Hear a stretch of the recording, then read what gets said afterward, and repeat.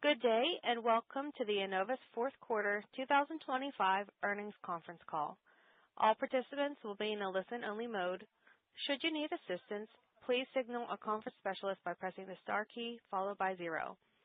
After today's presentation, there will be an opportunity to ask questions. To ask a question, you may press star then 1 on your touch-tone phone. To withdraw your question, please press star then 2. Please note this event is being recorded. I would now like to turn the conference over to Kyle Rose, Vice President of Investor Relations. Please go ahead. Good morning, everyone. Thank you for joining us today for our fourth quarter 2025 results conference call. I'm Kyle Rose, Vice President of Investor Relations. Joining me on the call today are Damien McDonald, Chief Executive Officer, and Ben Berry, Chief Financial Officer. Our earnings release was issued earlier this morning and is available in the investor section of our website, enovis.com. We also posted a slide presentation in relation to today's call, which can also be found on our website. Both the audio and slide presentation of this call will be archived on the website later today. During the call, we'll be making some forward-looking statements about our beliefs and estimates regarding future events and results. These forward-looking statements are subject to risks and uncertainties, including those set forth in the safe harbor language in today's earnings release and in our filings with the SEC. Actual results might differ materially from any forward-looking statements that we make today. The forward-looking statements speak only as of today, and we do not assume any obligation or intend to update them except as required by law. For further details regarding any non-GAAP financial measures referenced during the call today, the accompanying reconciliation information relating to those measures can be found in our earnings press release and in the appendix of today's slide presentation.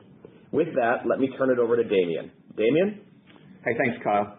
Good morning, everyone, and thank you for joining us today for our fourth quarter and full year 2025 earnings call.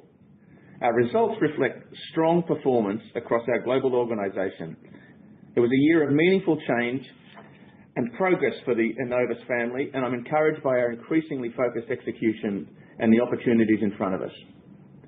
We've transformed and reshaped our portfolio in a short amount of time, and 2025 was a pivotal year in moving from integration to execution. Since I joined in May, we've leaned into 3 key priorities: commercial execution, operational excellence, and financial discipline. They have guided our strategy and remain the foundation of how we are building a more profitable, capital-efficient growth engine. As part of this work, we are embracing a One Enovis operating mindset, working collaboratively across the company to improve performance, standardize commercial processes, and embed our EGX business system more deeply into our daily work. This shift is foundational to both our growth trajectory and margin expansion. Our highlights for the year include organic revenue growth of 6%, with 8% organic growth in Recon, reflecting above-market performance across anatomies. Prevention and recovery accelerated to 4% organic growth in a market we believe is growing closer to 2%. We also had a solid year operationally. We maintained adjusted EBITDA margins at 18% despite the dynamic global operating environment and the impact of tariffs. As planned, we returned to positive free cash flow of $20 million in 2025, which places us firmly on our path towards our long-term free cash flow conversion targets. Fourth quarter revenue grew 3% on a reported basis and 2% organically. Recon grew 3% and prevention and recovery was flat. It's also important to note our fourth quarter had 4 fewer selling days than the prior year, which represented a headwind of 400 basis points to organic growth. In U.S. Recon, we grew 6% on an organic basis in 2025, led by double-digit growth in extremities. Our augmented reverse glenoid system, ARG, continued to gain traction and was key to driving double-digit growth in shoulders. What's exciting here is we have a robust pipeline to support a multi-year cadence of innovation in extremities, and we expect sustained growth in this area. In hips and knees, we grew 6% in implants, adjusting for the prior year sales of enabling technology, and we continue to reinforce our portfolio to compete across hospital and ASC settings. In 2025, we launched the Nebula Stem and the OrthoDrive Impactor, and they are performing well early in the adoption cycle. Over 60% of Nebula sales in 2025 were to competitive users, and we expect to more than double the installed base of OrthoDrive in 2026. Internationally, we grew 10% in recon on an organic basis, including high single-digit growth in hips and knees and double-digit growth in extremities. We're executing across the cross-selling synergies we targeted in each anatomy and are positioned for sustained above-market growth rates in 2026 and beyond. Innovation remains key to our strategy. In 2025, we had 50% more 510K clearances than our best prior year. Looking ahead, we have a robust pipeline of new product introductions planned for the next 24 months. We'll showcase many of these innovations, including ARVIS at the AAOS conference next week in New Orleans. We plan to deploy ARVIS through a flexible business model, purchase, lease, per procedure, or implant commitment, with the primary goal of driving implant utilization. Now, moving to P&R, which on an organic basis grew 4% year over year in 2025. Global bracing grew 3%, driven by revenue cycle management, upper extremity, and spine bracing. Bone stim was another source of strength for the year, delivering double-digit growth. With the sale of Dr. Comfort in the fourth quarter, 50% of our revenues in P&R are growing higher than mid-single digits. So there's a lot to be excited about across the portfolio, and I'll now turn it over to Ben to walk through the financial details. Thanks, Damien. Hello, everyone. We reported fourth quarter sales of $576 million, up 3% versus the prior year on a reported basis, and 2% organic growth. As Damien highlighted, and as we outlined at the beginning of the year, growth in the fourth quarter was artificially low given the trade-off of 4 selling days between Q1 and Q4. With this dynamic in mind, I'll focus the majority of my comments on the full year results. For the year, we generated $2.2 billion of sales, which represents 7% reported growth, including a 140 basis point tailwind from foreign currency and an 80 basis point headwind from divestments. Organic growth for the year was 6%, led by above-market growth in recon at 8% and solid mid-single-digit growth from P&R at 4%.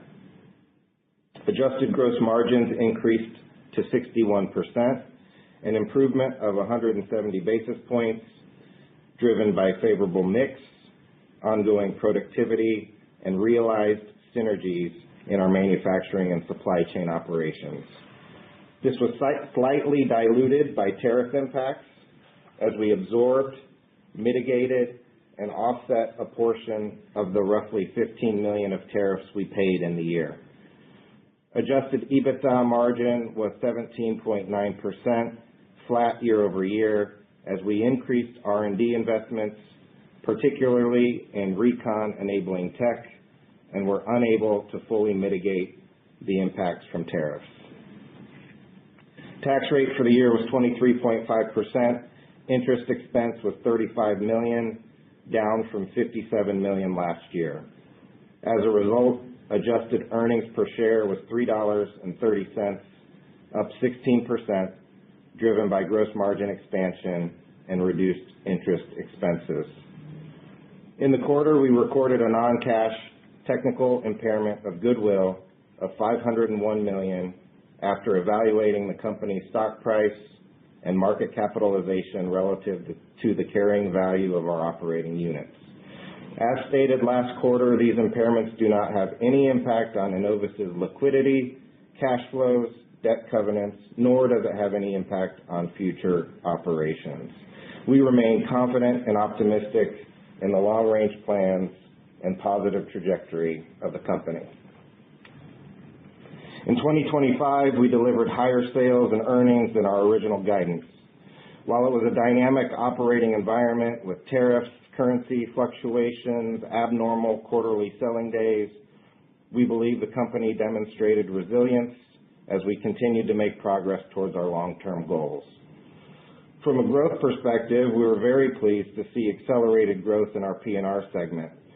Positive portfolio mix and shaping moves that we've executed over the last several years are reading through to top-line results. In Recon, we delivered double-digit growth in U.S. extremities and international Recon. We've been deliberately diversifying and constructing this segment to be a robust growth driver for Enovis, with a weighted average market growth rate above the industry norm. In U.S. hip and knee, we've been rejuvenating the portfolio to fill product gaps in hip and enabling technology. Implant growth for the year was 6%, slightly above market, and we're encouraged by the early results from the launch of Nebula and OrthoDrive. As detailed on prior calls, we were delayed in the rollout of Arvis in 2025 and are eager to begin ramping the enhanced product over the course of 2026. Our adjusted EBITDA remained at 17.9% for the year, with strong underlying operating performance from positive product and segment mix, executed productivity projects, and Lima synergy capture. These improvements were offset by increased investments in R&D to support future growth, as well as negative impacts from tariffs in the year. We continue to see a clear pathway to 20% plus EBITDA margins driven by positive business mix, productivity, and leverage as the business continues to scale.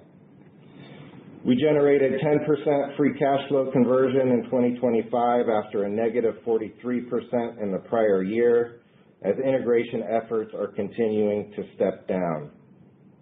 Leverage has dropped to 3.1 times, and in Q4, we were able to successfully refinance our TLA, upsize our revolver, and maintain low interest rates on our debt. We will continue to focus on disciplined capital allocation as we climb the cash flow conversion curve and bring leverage levels below 3. Turning to guidance, we expect 2026 to be another year of strong execution and expect revenues in the range of $2.31 billion to $2.37 billion. This includes mid-single-digit organic revenue growth of 4 to 6% year over year, inclusive of high single-digit growth in Recon and low single-digit growth in P&R. We expect positive currency tailwinds of 0.5% to 1.5%, and as a reminder, we will have a $41 million headwind in revenues from the divestiture of Dr. Comfort in October of 2025. On margins, we are expecting adjusted EBITDA in the range of $425 million to $435 million, 50 basis points of margin improvement versus prior year. Depreciation is expected to be in the range of $118 to $122 million. We expect interest and other expenses to be in the range of $30 to $32 million and an adjusted tax rate of approximately 23% in 2026. Along with these estimates, we expect a share count of approximately 59 million and are forecasting our adjusted earnings per share range to $3.52 to $3.73. Additionally, we expect free cash flow conversion as a percentage of adjusted net income to be 25% plus in 2026, while supporting the final year of substantial investments to integrate Lima and fuel growth. To summarize, 2025 was a dynamic year for Enovis, and our results highlight the power of our diversified portfolio and the continued progress we're making towards sustainable, profitable, capital-efficient growth. Kyle? Thanks, Ben. In an effort to accommodate everyone in the Q&A session and keep things to a reasonable time, we ask that analysts keep the questions to one question and one follow-up. You're welcome to rejoin the queue, and we will fit you in if we've got time. With that, we'd like to now open the call up to questions. Operator? Thank you. We will now begin the question and answer session. To ask a question, you may press star, then 1 on your touch-tone phone. If you are using a speakerphone, please pick up your handset before pressing the keys. If at any time your question has been addressed and you would like to withdraw your question, please press star then 2. The first question comes from Vik Chopra from Wells Fargo. Please go ahead. Hey, good morning, and thanks for taking the questions. First one, great to see the progress on the free cash flow conversion in 2025. You're now targeting 25% plus for 2026. Can you maybe talk about the specific operational improvements or working capital initiatives that are expected to drive this significant step up? And then I had a quick follow-up, please. Yeah. Hi, Vic. Thanks for the question. As you can imagine, we have leveraging our business system. We always have productivity projects in place trying to drive efficiencies and improvements across the board. One of the main drivers of improvement this year, as I mentioned, is we'll continue to step down integration-related costs. Last year in 2025 was the last material year of investments for European medical device regulation remediation. So those costs are stepping down as well. We'll continue to drive efficiencies where we can in working capital. There's some headwind there as the business shifts more towards recon as it carries higher working capital and CapEx investments. But we can offset that with productivity across the board and across the other business segments. So we still see clear pathway to the 70 to 80% free cash flow conversion targets that we've laid out, and we believe 2026 is a critical step in the right direction towards those goals. Thanks for that color. Quick follow-up on Arvis. Can you talk about what's your view on how quickly Arvis can grow in 2026? Are you on track for the next-gen Arvis launch in 2026? Thank you. Yeah, thanks, Vic. So actually, we're excited about starting the rollout of this at AAOS next week. And you think about it in phases, rolling out domestically in 1H, rolling out internationally in 2H. As we said in the script, there's a model flexibility here, so it's not just going to be straight capital sales. What we're really looking to do is drive implant utilization. So there's not a line of capital sales that we're really targeting. It's a flexible model. We know that one of the key advantages of the product is that it's mobile, it's capital efficient, and so we want to make it as easy as possible for people to use more of our implants. So watch this space. I think we're seeing you next week at AAOS, and the team are excited about showcasing this. The next question comes from Jeff Johnson from Baird. Please go ahead. Thank you. Good morning, guys. Maybe almost staying on the same focal points there, the two same focal points.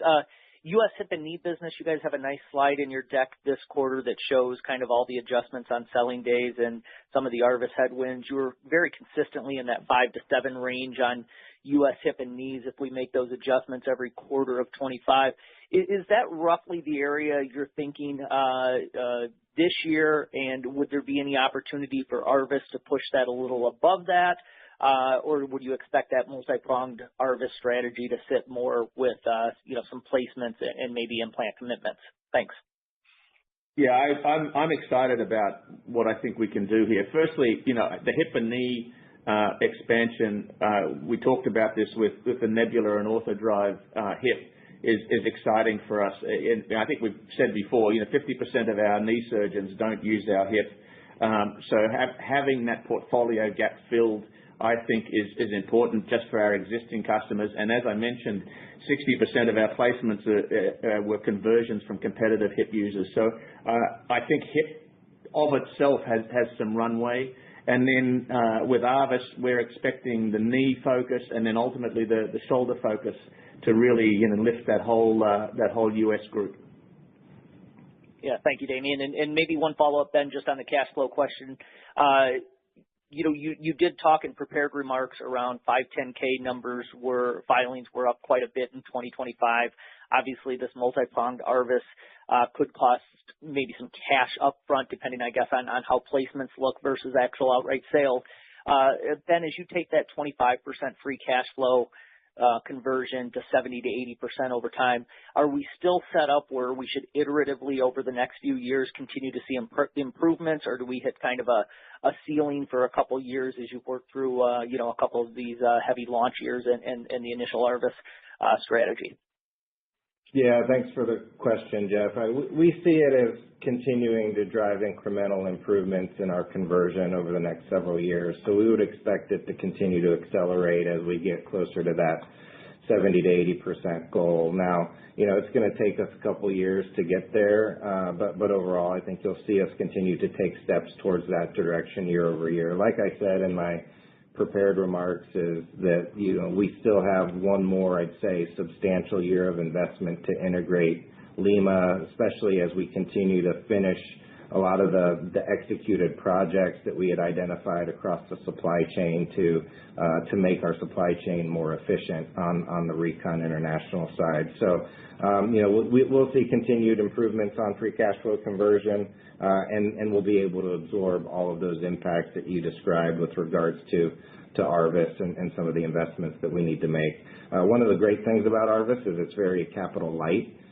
So one of the opportunities for us is to really be aggressive with this to drive penetration.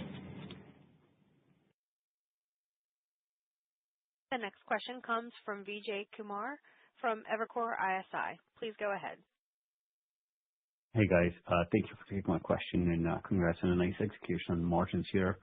Damien, maybe my first question is, was there any cadence issues in the Q4 and any impacts on utilization when you think about Q1, you did mention days impact. I know weather has been a topic, so I'm curious on how we're thinking about Q1 one-off kind of issues impacting organic. Yeah, I'll take a bit of this and then you can jump on in, Ben. By the way, good morning. Thanks, Vijay, for being on. So Q4, look, there was no underlying change in markets. We performed seasonably lower than our historical data, and if you look at the range shift that we announced back in January, it was basically one trading day impact. The impact was segment, geography, and product agnostic. So we didn't see any change in the dynamics at all. It was entirely related to just the way the days fell as we finished the year. Do you want to talk about? Yeah, Q1 in 2026, VJ has 2 less days. Q2 has 1 more day. And Q4 has 1 more day. So no selling day impacts for us for the full year, but there will be a little bit of a softer impact given the 2 less days in Q1 and the super high comps that we have from 2025. Yes, we, like everyone else, are experiencing some of the weather dynamics that are happening. That are putting elective procedures on hold. We think most of that gets recovered in the quarter, and overall, what we've seen so far in terms of the business performance is in line with our expectations. So overall, we think it's going to be another solid year for market performance, I laid out the day's impact for you there as well. That's helpful. Then maybe Ben, one on the margins. Gross margins came in nicely in Q4, beat street estimates.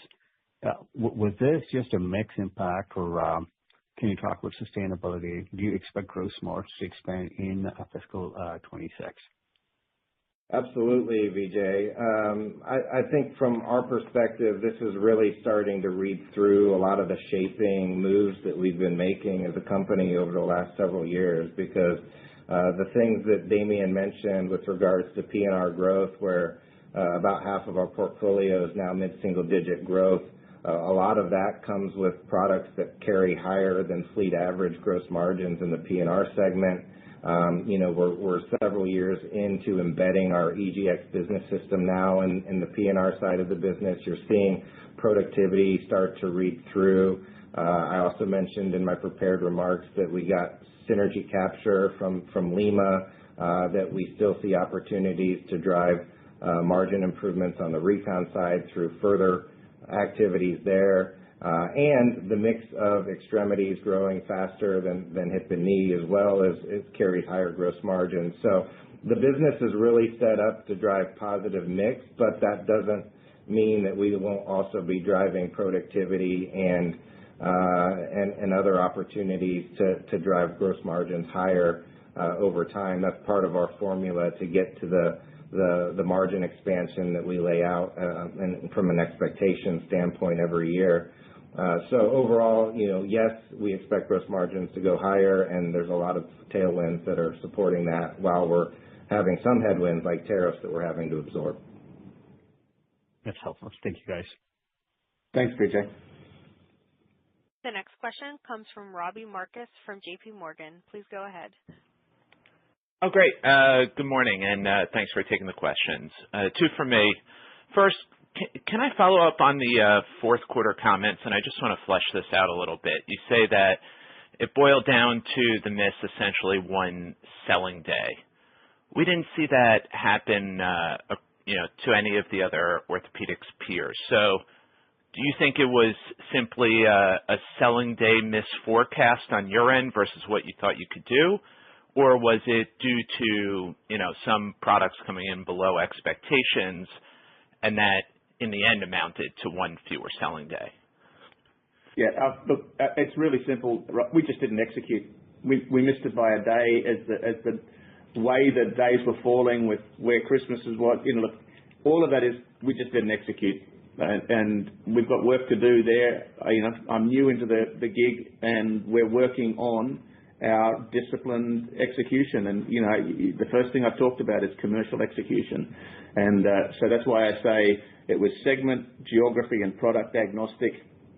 We've just got to get a bit better in how we execute.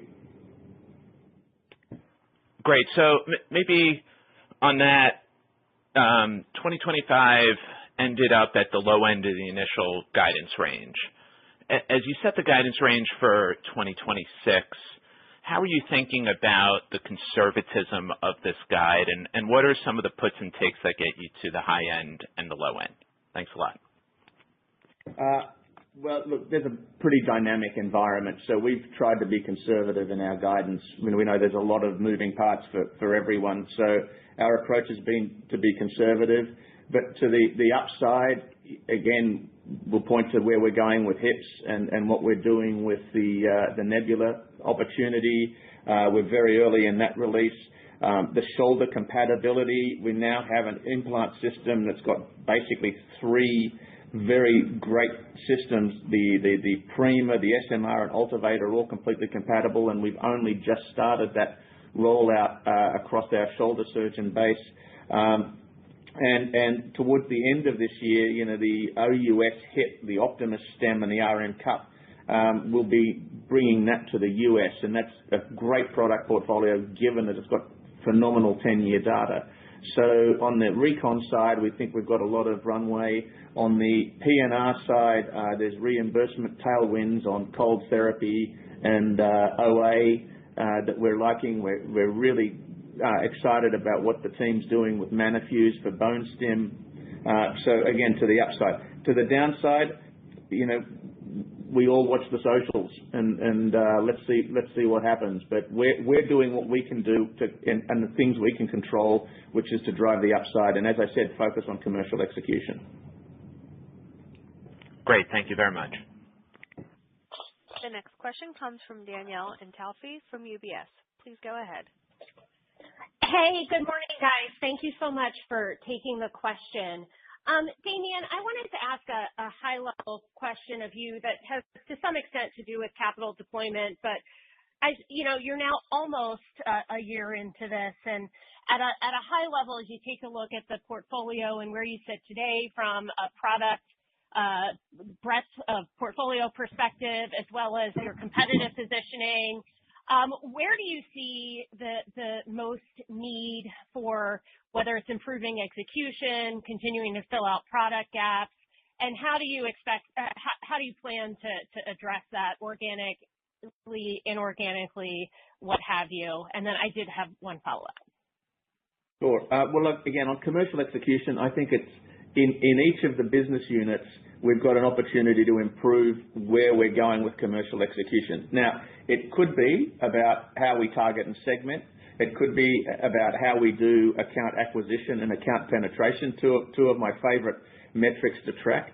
And it could be just how we think about positioning and the way we go about putting the various new products into the market and being very specific about our messaging. So there's a lot of opportunity across the board, and each business unit, as we're working into the new year and doing our reviews, we're very focused on that commercial execution. The NPI, the new product introductions are really looking good for us, and we talked about the 510Ks last year. We've got a really rich pipeline that we're excited about with this cadence of new product launch. A lot of the way I see the orthopedics market is you don't have to do home runs. You have to be good at singles and doubles. And we're working hard to get the cadence and the prioritization of those singles and doubles so that when you walk into a clinician and they say, hey, what's new? We can talk about that. And I'm very excited about that. Now, are we looking for things that tuck in? Yes, but as we've said very emphatically, our capital allocation priority is to reduce debt. So it'll be unlikely we do anything unless it's a generational opportunity, and like if we miss it, it'll pass us by. But our focus is for capital allocation is debt reduction, and we like the way we can fill in the portfolio with our organic pipeline. Okay, gotcha. And then P&R, you mentioned 50% of the portfolio. I think you said growing mid to high single digits. How sustainable is that? And should we? Because I think of this business more as sort of low to mid single digit growth, so that's faster than what I was thinking. And can more of the portfolio get there, or how are you thinking about that? Thanks so much. Yeah, look, I think we've used the word shaping the portfolio, and I think this is where we're going to continue to work, not only on product rationalization and SKU rationalization to keep moving up the gross margin curve, but the growth here is important. And now, as we said, 50% of the portfolio is mid-single digit or greater. There's a lot of opportunity for us to continue that, and it comes with our geographic expansion. We have a new leader in Europe who's really bringing a lot of thoughtful and exciting new ways of thinking about the markets. So I like our chances here just in the base portfolio. And as we said, we've launched some recent new things like Manifuse in bone stems, which is growing very nicely double digit, and I think has a lot of runway. Yeah, I would just jump in there, Danielle. I mean, it's one of the critical aspects as we think about continuing to construct a portfolio that can get to consistent high single-digit growth capability. The more P&R is growing, the more it helps us to get to that equation, given that the recon business is already growing high single digits plus. So overall, we've built the portfolio with that in mind to get to high single-digit consistent growth opportunity. And continue to shape the organization towards that end. Thanks, guys. Thanks, Danielle. The next question comes from Mike Matson from Needham. Please go ahead. Damien, Ben, thank you very much for taking our questions. It's Joseph on from Mike. Just a couple of product-related questions. I guess bone stem and the laser product.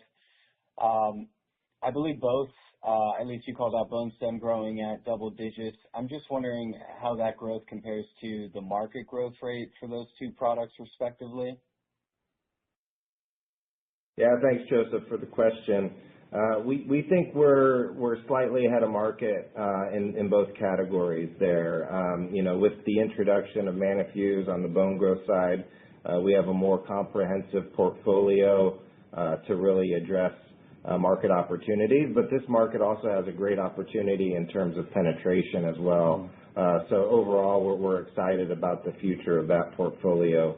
Lasers has been a good story from us. We acquired this back in 2022, I believe, or maybe even before that, and it continues to be a really strong performer for us, and we still see lots of opportunity there, not only from the current product line, but as we continue to refresh it with innovation as well, we'll continue to see higher growth rates than the fleet average driven by that product line.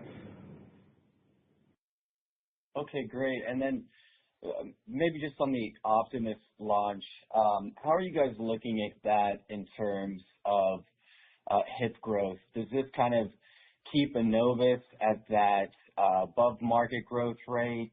I think, around double the market growth rate, I think you called out.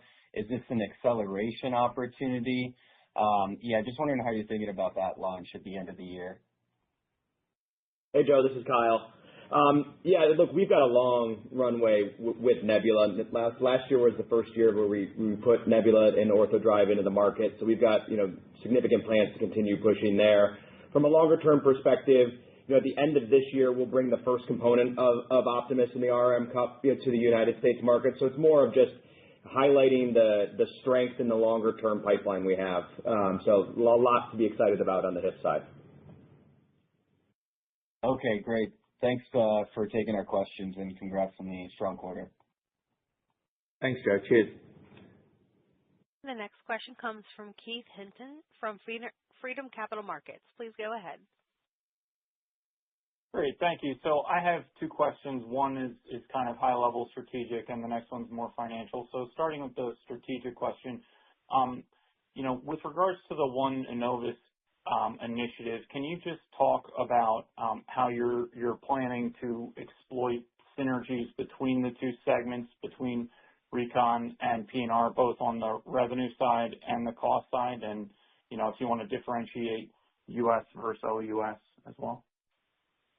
Yeah, thanks. I really appreciate the question. One of the things that I noticed very early as I joined the group was, the 7 business units, which is a valid operating model, didn't share a lot of information, and we didn't optimize how we were investing in either commercial execution or new product development. So one of the things that I think is really important is taking a view across the entire entity.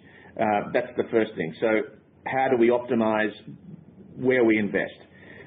That's the first part of One Enovis. The second part is how do we collaborate? And that's in the field as well. The fact is we've got a number of distributor partners in the US who have great relationships on the P&R side, and we don't share a lot of that information across the group. So one of the things we're working much more on is how do the various commercial organization components talk to each other and share contacts. So that's on the commercial execution. On the operating excellence, there's a lot of work we can do to simplify the organization and how processes run in finance, in HR, in procurement, direct or indirect. So we're really looking right through the P&L at how we can do it. A classic example and something that we had started the journey on was shared services. We had a shared service group in Portugal that was working predominantly in P&R. Putting more effort into using that for the Recon group internationally is important. We had an outsourced shared service with a provider in India that worked on our revenue cycle management. We're insourcing that, which, by the way, brings a lot of savings. But then we can make productivity improvements in that with AI to get to really driving our RCM processes better. So we're excited about this One Enovis mindset, and we've been campaigning this firstly with the key leadership starting in Q4, and now more broadly as we head into Q1 with the organization. Great. That's helpful. Thank you. And then on the financial side of things, so the 50 basis point margin improvement this year, and you kind of guided to 50 basis points going forward, obviously sort of 4 ways to get there. You could improve P&R margins, improve Recon margins, the mix shift towards Recon, and then just leveraging corporate costs. So in those kind of buckets, can you help us think about where the 50 basis points, mostly comes from in 2026, and then going forward, where the 50 basis points can come from in 27 and beyond? Yeah, thanks for the question, Keith.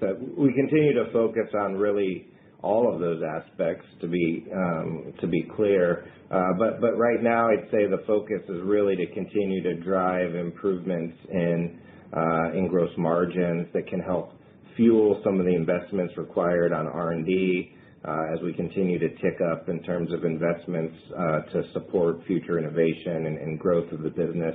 Damien just outlined several ideas and executed projects that we continue to advance around driving leverage of the cost structure of the enterprise, so that can happen in both business segments and in the SG&A line of the business. So we see opportunities across the board. The near-term focus is to continue to drive the positive mix and gross margin productivity projects that we have in flight, as well as getting the synergies out of Lima that we expect. That will help us as we continue to work these other projects that can help us drive improvements in the overall cost structure. Great. Thank you very much. Thanks, Keith. As a reminder, if you have a question, please press star then one. The next question comes from Caitlin Roberts from Canaccord Genuity. Please go ahead. Hi, great. Thanks so much for taking the questions. Maybe just focusing on extremities. With the foot and ankle business, where did you end the year, and how are you thinking about the foot and ankle market as we go into 2026? Yeah, that was a really fascinating year to watch with that foot and ankle. And we've talked about this before. The front end, what we're seeing with clinicians in terms of their bookings and consultations, really remained pretty strong. At the back end, we really saw a softness in the market. Now, we believe, again, there's not a lot of market data, but we believe we're significantly outgrowing the market and the competitors in the space. And I think it's because we've got a balanced portfolio that's not just about the bunion market, and that really carried us through with the Dyna-Nail, for example. So extremities for us is a point of real focus for the Recon team. We believe there's a long runway. I'm convinced we've got great clinician partners. I think we've got a great focus and pulse on the whole portfolio. The market for us is something that we're very much watching, particularly on the elective side. But we, as I said, outgrew the market pretty significantly. Understood. And then, just for extremities more broadly, I think you pointed to a multi-year pipeline earlier in the call. Any more, color on these opportunities? Yeah, we really haven't talked about that publicly. As the year progresses, I'm going to be more explicit about those things. You'll see some of it at AAOS. You'll see it at the specific shoulder events. But our focus really here is the fact that we've got a 3-system compatibility now, and we really want to make sure that we're getting to basically every procedure that's valid being a target for us. We've also got an opportunity to expand more into the sports medicine side of the arthroplasty application. Most of our customers are fellowship trained, so we're more on one side of the family than the other, and I think we've got opportunity to expand our go-to-market there. Great. Thank you so much. Thanks, Caitlin. Cheers. We have a follow-up question from Keith Hinton. Please go ahead. Yeah, I just wanted to ask strategically on the P&R side. So you said, 50% growing mid-single digit or better, but you're obviously guiding low single digit. So that implies that on average, the rest is kind of flat to down. So how do you think about, the process of shaping the portfolio going forward? Do you expect more, divestitures? Do the slower growing products have good margins? And then, how do you think about that from a perspective of, just making sure that the portfolio remains of a size where it's continuing to generate the cash that you need to invest in the Recon? Well, yeah, so I would put this into buckets of activity. One is commercial execution. As we've said, we just have to get better across the portfolio and across the entire sales organization at executing. That's one. Two, we've got geographic expansion opportunities that I think are important that we can exploit, that we just have to, again, get better at, but we've got, I think, some good runway there. 3, I think we should continue to look at shaping the portfolio. There's SKU rationalization, portfolio rationalization to move up the growth profile and the gross margin profile. And then 4 is to look at the portfolio in its entirety and what are the components of that. And you saw we made the move on Dr. Comfort. I think that's a relevant conversation that we're having with the team. Okay, great. Thank you. Thanks, Keith. This concludes our question and answer session. I would like to turn the conference back over to Kyle Rose for closing remarks. Thanks for joining us today. I'm going to hand it over to Damien for some closing remarks. Well, thanks everyone for joining. As I wrap up, I'd first like to thank all our employees for the ongoing commitment, focus, and dedication to improving our patients' lives. After 9 months in the role, I am more excited about the opportunities and the strength that we have in the Enovis team. 2025 was an important year for Enovis. P&R growth accelerated to nearly 4%, 2 times the market. Recon outgrew the global market at 8%. We strengthened our portfolio with key new product launches, improved our operating discipline, and returned to positive free cash flow. Just as importantly, we made meaningful progress transitioning from a period of portfolio construction to a period of focused execution. As we enter 2026, our priorities are clear. We'll continue to drive commercial execution, expand margins through mix and productivity, step meaningfully up the cash flow curve. We believe our innovation cadence, differentiated portfolio, and disciplined capital allocation position us well for durable, profitable growth. So we appreciate your continued interest and look forward to updating you on our progress throughout the year. Thank you. The conference is now concluded. Thank you for attending today's presentation. You may now disconnect.